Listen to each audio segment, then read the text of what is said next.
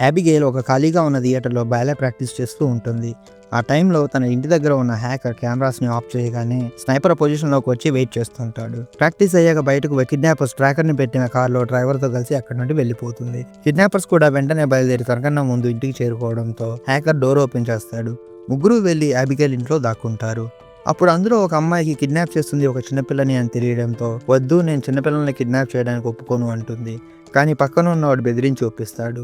కరెక్ట్‌గా అప్పుడే యాబిగెయిల్ ఇంటికి వచ్చి బెడ్ మీద పడుకుంటుంది. అదే అదునుగా కిడ్నాపర్స్‌లో ఒకడు యాబిగెయిల్‌ని గట్టిగా పట్టుకుంటే తన చేతిలో ఉన్న పెన్సిల్‌తో గట్టిగా పొడుస్తుంది. ఇంతలో వేరే వాడు వచ్చి నోరు మూసి గట్టిగా పట్టుకోగానే పక్కన ఉన్నవాడు నొప్పితో యాబిగెయిల్‌ని కొట్టబోతాడు. అప్పుడు పక్కన ఉన్న అమ్మాయి చిన్నపిల్లను కొట్టకు అంటుంది. ఇక మత్తుమందు ఇంజెక్ట్ చేసి పడుకోబెడతారు. ఆ టైంలో బయట ఉన్న స్నైపర్ అక్కడికి ఒక కారు రావడం గమనించి లోపల ఉన్న వాళ్ళని వార్న్ చేస్తాడు. వెంటనే ఆ పిల్లని సంచిలో పెట్టి వెనుక కిటికీ నుండి తప్పించుకుంటుండగా అలారం మోగడంతో పరిగెత్తి కారులో ఎక్కి అక్కడి నుండి పారిపోతారు. దూరంగా ఉన్న ఒక పాడుపడ్డ బిల్డింగ్‌కి చేరుకుంటారు. అక్కడ వాళ్ళ బాస్ లంబార్ట్‌ని కలిసి యాబిగెయిల్‌ని బెడ్‌కి కట్టేస్తారు. ఇక వాళ్ళతో మీరు మీ పేర్లు కానీ మీ లైఫ్ గురించి కానీ ఏమి చెప్పొద్దు అంటాడు. ఇక్కడ చిన్నపిల్ల ముందు తప్పుడు పనులు చేయకూడదు. పిల్ల వాళ్ళ డబ్బున్న తండ్రి $50 మిలియన్ ఇచ్చే వరకు 24 గంటలు యాబిగెయిల్‌ని జాగ్రత్తగా చూసుకోవాలి అని చెప్తాడు. చివరిగా వాళ్ళకి కోడ్ నేమ్స్ చెప్పి ఎవరూ వాళ్ళని ట్రాక్ చేయకుండా ఫోన్స్ తీసుకుంటాడు. అక్కడ ఎవరికి కూడా ఇంకొకరితో ముందుగా పరిచయం ఉండదు. అందరూ కలిసి తాగుతూ ఎంజాయ్ చేస్తుండగా జోయి యాబిగెయిల్ ఎలా ఉందో చూద్దామని లోపలికి వెళ్తుంది. కళ్ళకు కట్టిన గంతలు బాగా టైట్‌గా ఉన్నాయి అనడంతో మాస్క్ వేసుకొని యాబిగెయిల్ గంతలు విప్పుతుంది. చేతులు నొప్పిగా ఉన్నాయంటే సంఖ్యలు తీసి ముందుగా సంఖ్యలు కడుతుంది. యాబిగెయిల్‌తో మాకు కేవలం డబ్బు కావాలని నిన్నేం చేయము అని చెప్తుంది. తనకి ఒక కొడుకు ఉన్నాడు, అందుకే డబ్బు కోసం ఇలా చేస్తున్నాను అంటే యాబిగెయిల్ నా తండ్రి నా గురించి పట్టించుకోడు, నన్ను తీసుకొచ్చి మీరు తప్పు చేశారు అంటుంది. జోయి లేచి వెళ్తుండగా నీకు జరగబోయేదానికి నన్ను క్షమించు అంటుంది.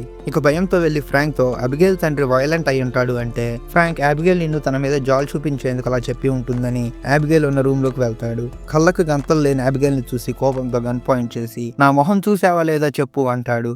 నేను చూడలేదు అని ఏడిస్తే మీ నాన్న ఎవరు అని అడుగుతాడు. అప్పుడు యాబిగెయిల్ అతనితో క్రిస్టాఫ్ లజార్ అని చెప్తే వెంటనే బయటకు వెళ్ళి నేను ఇక్కడ నుండి వెళ్ళిపోతున్నాను, దాని బాబు కంట్రీలోనే పెద్ద క్రైమ్ బాస్ క్రిస్టాఫ్ లజార్ అంటాడు. అందరూ భయపడతారు కానీ డబ్బు కోసం చివరికి ఉండటానికి ఒప్పుకుంటారు. ఇక డోర్స్ అన్ని క్లోజ్ చేసి చుట్టూ ఒక కన్ను వేసి ఉంచుదామని అనుకున్నాక జోయి ఇంట్లో వెతుకుతుండగా రికుల్స్ ఎదురుపడి నాకు వాళ్ళ మీద నమ్మకం లేదు, మనం జాగ్రత్తగా ఉండాలి అంటాడు. ఇక డీన్ అటు ఇటు తిరుగుతూ ఒక పెయింటింగ్ దగ్గరికి వస్తాడు. దగ్గరకు వెళ్ళి చూస్తే అచ్చం యాబిగెయిల్ లా ఉండడం చూస్తాడు. తర్వాత బేస్మెంట్లో ఉన్న కిచెన్లోకి వెళ్తాడు. అప్పుడు డోర్ దానంతటా అదే ఓపెన్ అవ్వడం గమనించి లోపలికి వెళ్తుంటే ఎలుకను చూసి భయపడతాడు. ఏమీ కనిపించకపోవడంతో తిరిగి వెళ్ళబోతే కనిపించని శక్తి అతని కాలు పట్టుకొని గట్టిగా లాగుతుంది. శామీ ఇది విని కిచెన్లోకి వెళ్ళి చూస్తే డీన్ ఒక్కడే అక్కడ కూర్చొని ఉంటాడు. దగ్గరకు వెళ్ళి చూస్తే అతని తల తెగి చేతిలో పడడంతో భయంతో వాంతి చేసుకుంటుంది. మిగిలిన వాళ్ళు కూడా అక్కడికి వచ్చి శామీకి ఇదంతా చేసే సీన్ లేదని ఆలోచిస్తుండగా రికుల్స్ ఇది చూస్తుంటే లజార్ హిట్ మ్యాన్ వాల్డేస్ పనిలా ఉందని చెప్తాడు. ఒకప్పుడు FBI ముగ్గురు లజార్ పనిచేస్తున్న గ్యాంగ్ మెంబర్స్ని పట్టుకుంది. కోర్టుకు తీసుకువెళ్లే ముందు రాత్రి చుట్టూ అన్ని దారులు మూసేసి వాళ్ళని ఒక రూమ్లో ఉంచారు. కానీ తెల్లారి వెళ్ళి చూస్తే వాళ్ళ తలలు తెగిపడిపోయి లోపల అవయవాలన్నీ మాయమైపోయాయని, కానీ లోపల వెళ్ళడానికి కానీ బయటికి రావడానికి కానీ ఏ దారి లేదని చెప్తాడు. అప్పుడు రూమ్లోకి వెళ్ళి యాబిగెయిల్ ఉందేమో చూస్తే అక్కడే ఉంటుంది. కానీ రికుల్స్ భయంతో అక్కడి నుండి వెళ్ళిపోవడానికి డోర్ ఓపెన్ చేసి చూస్తే బయట ఒక ఇనుపు గేట్తో మూసేసి ఉంటుంది. పగలగొడదామని ట్రై చేస్తే ఇల్లంతా లాక్డౌన్ మోడ్లోకి వెళ్ళిపోయి అందరూ అక్కడే ఇరుక్కుపోతారు. రికుల్స్ తన గన్ కోసం చూస్తే కనిపించదు. జోయి పరిగెత్తుకుంటూ యాబిగెయిల్ రూమ్లోకి వెళ్ళి ఇక్కడ మమ్మల్ని కాకుండా ఇంకెవరినైనా చూసావా అంటే లేదు, కానీ ఫ్రాంక్ నా తండ్రి కోసం పనిచేస్తాడు, నన్ను బెదిరించాడు, అతని పేరు వాల్డేస్ అని చెప్పాడు అంటుంది. అంతా వెళ్ళి రికుల్స్కి చెప్తుంది. ఇద్దరూ కలిసి బయటకు వెళ్ళడానికి దారి కోసం వెతుకుతుంటారు. అప్పుడు రికుల్స్ విచిత్రంగా ప్రవర్తించడంతో దగ్గరికి వెళ్ళి చూసి అతని మెడ తెగి చనిపోయి కింద పడతాడు. ఇక కోపంతో గన్ తీసుకొని ఫ్రాంక్ దగ్గరికి వెళ్ళి రికుల్స్ని ఎందుకు చంపావని అడుగుతుంది. ఫ్రాంక్ కూడా గన్ తీసి యాబిగెయిల్ని జోయి మ్యానిపులేట్ చేస్తుందని ఏదైనా చెయ్యని పీటర్తో అనడంతో పీటర్ యాబిగెయిల్ని చంపడానికి వెళ్తాడు. కానీ జోయి అతని చేతిలో ఉన్న గన్ తీసుకొని బెదిరిస్తుంది. అందరూ అక్కడికి వచ్చి ఒకరి మీద ఒకరు అరుచుకుంటారు. ఆ టైంలో యాబిగెయిల్ పైకి లేచి బాలరీనా అలా డాన్స్ చేస్తూ వ్యాంపైర్లా మారి దగ్గర పీటర్ మీద ఎక్కి చంపబోతుంది. ఫ్రాంక్ షూట్ చేయడంతో కింద పడిపోతుంది. అయితే ఏమీ కానట్లు పైకి లేచి తుడుచుకొని వెంటపడటంతో జోయి కూడా షూట్ చేస్తుంది. అందరూ డోర్స్ క్లోజ్ చేసి బయటకు వెళ్తారు. యాబిగెయిల్ని చంపుదామని ఎవరికి వాళ్ళు వెపన్స్ కోసం చూస్తుంటారు. కానీ జోయి యాబిగెయిల్ని చంపితే వాళ్ళ నాన్న మనల్ని చంపుతాడని వెపన్ కోసం వెతకదు. పీటర్, ఫ్రాంక్, శామీ ముగ్గురు కలిసి రూమ్లోకి వెళ్తారు. కానీ అక్కడ యాబిగెయిల్ ఉండదు. కింద మ్యూజిక్ వినిపించడంతో వెళ్ళి చూస్తే చనిపోయిన డీన్ 7తో యాబిగెయిల్ డ్యాన్స్ చేస్తూ ఉంటుంది.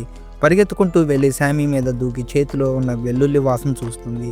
ఆ లోపు పీటర్ వచ్చి గట్టిగా పట్టుకుంటే అతన్ని కింద పడేసి మెడలో ఉన్న క్రాస్ని తీసుకొని గట్టిగా పొడుస్తుంది. ఫ్రాంక్ వెనక నుండి పొడుద్దామని ట్రై చేస్తే అతని చేతిలో కత్తి తీసుకొని కళ్ళలో పొడుస్తుంది. ఇక డోర్ లాక్ చేసి అక్కడ నుండి పారిపోతారు. జోయి వాళ్ళకి ట్రీట్మెంట్ చేస్తూ మనం ఇంజెక్ట్ చేసినప్పుడు అది పనిచేస్తుందని గుర్తు చేస్తుంది. నా దగ్గర ఇంకో ఎక్స్ట్రా ఇంజెక్షన్ ఉందని అందరూ విడిపోయి అబిగేల్ కోసం వెతుకుదాం అనుకుంటారు. ఎవరికి ముందు కనిపిస్తే వాళ్ళు జోయికి చెప్తే సైలెంట్గా వచ్చి ఇంజెక్షన్ చేస్తాను అంటుంది. అందరూ తలదారిన వెతుకుతుంటారు. శామీ ఒక కారిడోర్లోకి వెళ్ళగానే గబ్బిలాలు రావడంతో భయంతో కింద పడిపోతుంది. చూస్తే చనిపోయిన బాడీస్ ఉండడంతో భయంతో పాకుడ్డు బయటకు వస్తుంది. మరోపక్క యాబిగేల్ పీటర్ వెనక పడడంతో భయంతో పరిగెత్తి డోర్ లాక్ చేస్తాడు. కానీ యాబిగేల్ డోర్ని పగలగొట్టుకొని డ్యాన్స్ చేసుకుంటూ పీటర్ వెంట పడుతుంది. ఆ టైంలో ఫ్రాంక్ చూసుకోకుండా డోర్ ఓపెన్ చేయడంతో పీటర్ రైలింగ్ మీద నుంచి కింద పడిపోతాడు. ఇక యాబిగేల్ ఫ్రాంక్ వెనక పడడం స్టార్ట్ చేస్తుంది. మెట్ల మీద నుండి కిందకు తోసి మీద కూర్చొని చంపడానికి ట్రై చేస్తుంది. జోయి ఇంజెక్షన్ చేయబోతుంటే నెట్టివేయడంతో సిరంజి దూరంగా వెళ్లి లాక్ చేసిన గేట్ వెనక పడుతుంది. శామీ యాబిగేల్ని గట్టిగా పట్టుకుంటే చెయ్యి కొరికి ఫ్రాంక్ కాల్ పట్టుకొని గట్టిగా నవ్వుతూ గాల్లో లేస్తుంది. ఇంతలో పీటర్ బైక్ లేచి యాబిగేల్ని గట్టిగా పట్టుకోవడంతో జోయి సిరంజ్తో ఇంజెక్ట్ చేస్తుంది. యాబిగేల్ కోపంతో జోయి మీద అరుస్తూ నిద్రలోకి వెళ్ళిపోతుంది. ఇక ఒక బోన్లో పెట్టి ఇక్కడ నుండి బయటకు ఎలా వెళ్ళాలో చెప్పు, అప్పుడు నేను వదిలిపెడతామని జోయి అంటే యాబిగేల్ గట్టిగా నవ్వుతూ అసలు ఇదంతా సెటప్ చేసిందే తాను, లాంబర్ట్ తన కోసం పనిచేస్తాడని చెప్తుంది. వాళ్ళ అసలు పేర్లు వాళ్ళ జీవితం గురించి కూడా మొత్తం తెలుసు అంటుంది. మీ అందరి వల్ల మా నాన్నకి ఏదో ఒక రకంగా నష్టం జరిగిందని అంటుంది. మీ నాన్న నిన్ను ప్రేమిస్తాడని అతని శత్రువుల్ని చంపుతున్నావా అంటుంది. యాబిగేల్ నాకు నేను తినే ఆహారంతో ఆడుకోవడం ఇష్టం అంటూనే నన్ను వదిలిపెడితే మీలో ఇద్దరిని బ్రతకనిస్తాను అంటుంది. కానీ ఫ్రాంక్ యాబిగేల్ని చంపేద్దామంటే వెంటనే నన్ను విడిచిపెడితే మీలో ఒక్కరినే బ్రతకనిస్తాను అని మాట మారుస్తుంది. అప్పుడు పీటర్ యాబిగేల్ని విడిపించడానికి ట్రై చేస్తే జోయి అతన్ని షూట్ చేస్తుంది. ఇక ఫ్రాంక్ నేను కాపలా ఉంటాను అని చెప్పి అక్కడే ఉండిపోతాడు. అందరూ వెళ్ళిపోగానే యాబిగేల్ని నాకు బయటకు వెళ్ళడానికి దారి చెప్తే నేను బయటకు వదిలిపెడతానంటే బుక్ షెల్ఫ్లో ఉన్న అగతా క్రిస్టీ బుక్ని తీస్తే ఒక సీక్రెట్ డోర్ ఓపెన్ అవుతుందని చెప్తుంది. కానీ ఫ్రాంక్ బయటకు వదిలిపెట్టకపోవడంతో ఒక్క తల్లితో గేట్ బద్దలు కొట్టి బయటకు వస్తుంది. ఫ్రాంక్ని చంపడానికి ట్రై చేస్తుంటే జోయి వచ్చి విండోకి అడ్డంగా ఉన్న చెక్క పగలగొడటంతో సూర్యుడి మీద పడి యాబిగేల్ చెయ్యి కాలిపోతుంది. వెంటనే వెళ్ళి చెయ్యి తిరిగి పెరిగేదాకా చీకట్లో కూర్చుంటుంది. ఆ టైంలో అందరూ కలిసి సూర్యుడు పడుతున్న ప్లేస్కి చేరుకుంటారు. ఫ్రాంక్ బుక్ తీసి చూస్తే ఏమీ అవ్వకపోవడంతో యాబిగేల్ అబద్ధం చెప్పిందని కోపంతో బుక్స్ అన్నీ లాగి కింద పడేస్తుంటాడు. శామీ మనకి పవర్ సోర్స్ దొరికితే నేను లాక్స్ని బ్రేక్ చేయగలను అంటే అందరూ కలిసి పవర్ సోర్స్ కోసం వెతుకుతారు. ఆ టైంలో యాబిగేల్ పైకి లేచి శామీని తన కంట్రోల్లోకి తీసుకోవడంతో శామీ ఎగిరి పీటర్ మీదకి దూకి అతన్ని తిని చంపేస్తుంది. యాబిగేల్ శామీ నుండి మాట్లాడుతూ అతన్ని తిన్నాక శామీతో డ్యాన్స్ చేయిస్తుంది. అప్పుడు జోయి ఫ్రాంక్తో కలిసి అక్కడికి వచ్చి వ్యాంపైర్లా మారిన శామీని చూస్తారు. అక్కడ నుండి పారిపోతుంటే శామీ యాబిగేల్ ఇద్దరు వెంట పడటంతో జోయి ఒక ప్లేట్ని తీసుకొని సన్ రేస్ని శామీ పైన పడేలా చేయడంతో శామీ పేలిపోతుంది. అప్పుడు ఒక సీక్రెట్ డోర్ ఓపెన్ అవ్వడంతో అందులోకి వెళ్ళి చూస్తే అక్కడ కంట్రోల్ రూమ్లో లాంబర్ట్ కనిపిస్తాడు. అతను కూడా ఒక వ్యాంపైర్. యాబిగేల్ అతన్ని ఫ్రాంక్కి హెల్ప్ చేసినందుకు 2 సంవత్సరాల క్రితం వ్యాంపైర్లా మార్చిందని, ఇప్పుడు లజార్ ఎనిమీస్ని ఇక్కడ తీసుకొచ్చి ఆడుకుని చంపేస్తుంది అని చెప్తాడు. ఫ్రాంక్తో నేను నిన్ను మారుస్తాను, నువ్వు నాకు హెల్ప్ చెయ్యి, మనం లజార్ యాబిగేల్ ఇద్దరిని చంపేద్దామని ఫ్రాంక్ని ఒప్పించి మెడ మీద కోరికి తన రక్తం తాపిస్తాడు. ఫ్రాంక్ రక్తం కక్కుంటూ వ్యాంపైర్లా మారిపోతాడు.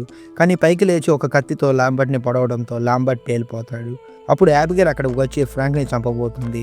కానీ ఫ్రాంక్ యాబిగేల్ కన్నా బలంగా ఉండడంతో యాబిగేల్ని గట్టిగా పట్టుకొని కింద పెట్టి రక్తం తాగుతాడు. జోయి తన కొడుక్కి లాస్ట్గా ఏడుస్తూ మెసేజ్ పెడుతుంది. కానీ ఫ్రాంక్ జోయిని కనిపెట్టి అటు ఇటు విసిరేస్తూ ఉంటాడు. యాబిగేల్ అక్కడికి వచ్చి జోయితో నువ్వు నాకు ఫ్రాంక్ని చంపడానికి హెల్ప్ చెయ్యి, నేను నిన్ను ఇక్కడ నుండి బయటికి పంపిస్తాను అంటే జోయి యాబిగేల్ ఇద్దరూ కలిసి ఫ్రాంక్ మీద పోరాడతారు. కానీ ఫ్రాంక్ ఇద్దరిని కొట్టి యాబిగేల్ని కింద పడేసి జోయి షోల్డర్లో కత్తితో పొడుస్తాడు. జోయి మెడ మీద కొరికి కంట్రోల్లో తీసుకొని యాబిగేల్ని చంపమంటాడు. కానీ జోయి తిరిగి ఫ్రాంక్ని కొట్టడానికి ట్రై చేస్తే యాబిగేల్ అది చూసి వెంటనే ఎగిరి మీద దూకి అతనితో ఫైట్ చేస్తుంది. వాళ్ళు కొట్టుకుంటుండగా జోయి కత్తి తీసుకొని ఫ్రాంక్ని పడవడంతో అతను పేలిపోతాడు. అప్పుడు జోయి భుజం మీద ఎవరో చెయ్యి పెట్టడం చూసి వెనక్కి తిరిగితే లజార్ ఆమెను చంపబోతాడు. యాబిగేల్ లజార్తో జోయి నన్ను కాపాడిందని, నువ్వు లేనప్పుడు జోయి నా కోసం ఇక్కడే ఉందని చెప్పడంతో జోయిని చంపకుండా చేతి మీద ముద్దు పెట్టి వదిలిపెట్టేస్తాడు. జోయి బయటికి వెళ్ళి కారెక్కి లాస్ట్గా ఉన్న లాలీపాప్ చిక్కుంటూ అక్కడ నుండి వెళ్ళిపోతుంది. Thanks for watching.